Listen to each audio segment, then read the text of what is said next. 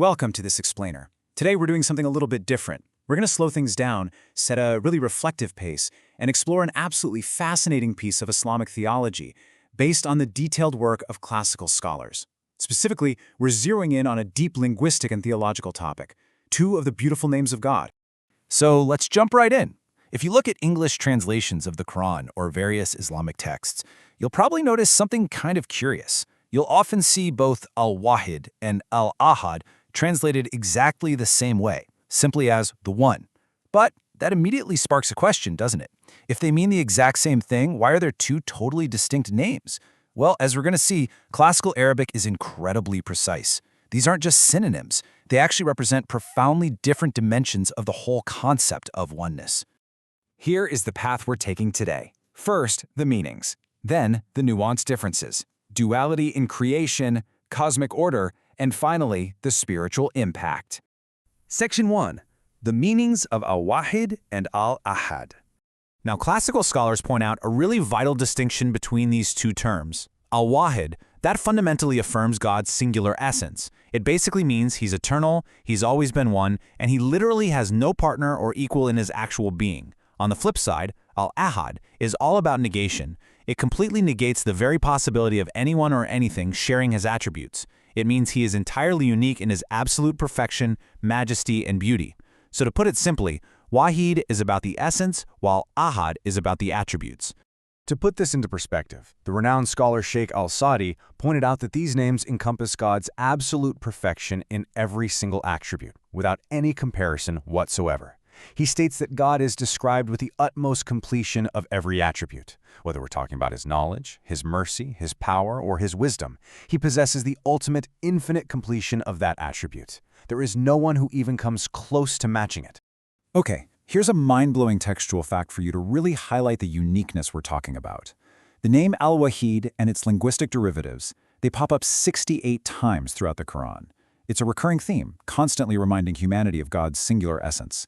But the name Al-Ahad, it appears only a single time in the entire Quran, just once, specifically in Surah Al-Ikhlas. This mathematical rarity perfectly mirrors the linguistic meaning of Al-Ahad, absolute, untouchable exclusivity. Section 2. The nuanced differences between them. So what's the actual grammatical difference? Well, scholars like Imam al-Azhari laid out 3 distinct rules that make this super clear. First, you can actually use the word wahid to describe a human being. Like, you could say one man, but you absolutely cannot use ahad to describe a human in the affirmative. It is exclusively reserved for God. Second, wahid is a starting point for counting, 1, 2, 3. But ahad, it doesn't start a sequence. It stands entirely alone. And third, like we touched on, wahid is used to affirm something's existence, while ahad is used for the ultimate negation of equals. For example, in Arabic, saying, I saw a wahid man affirms you saw someone, but saying I didn't see ahad completely negates the presence of anyone else. Section 3. Duality is the foundation of creation. I want you to just think about the world around you for a second. Literally everything out there relies on a counterpart, right? We've got the sun and the moon, the night and the day, male and female. Even when you zoom all the way down to the microscopic, atomic level, we have positive and negative charges. The source material emphasizes that this duality, health and sickness, wealth and poverty, life and death, is the foundational blueprint of our entire universe. Everything is paired up. Everything is dependent. And that brings us right to the core definition of Tawhid, or Islamic monotheism, as laid out in the text.